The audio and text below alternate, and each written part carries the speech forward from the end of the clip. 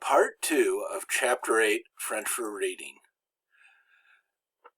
Let's continue to look at reflexive verbs, and now we're going to conjugate them in the passé composé.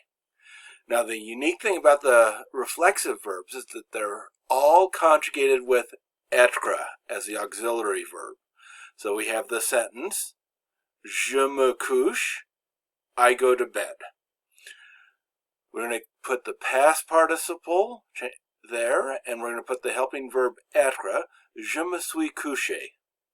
Or if the subject was feminine, je me suis couché with an E at the end. So that's I went to bed.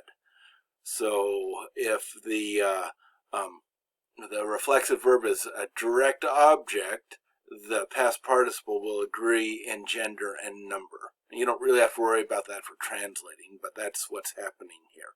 So, je me suis couché is I went to bed. Nous nous couchons, we go to bed. That'll become nous nous sommes couchés. The sommes is the helping verb, the être form for we.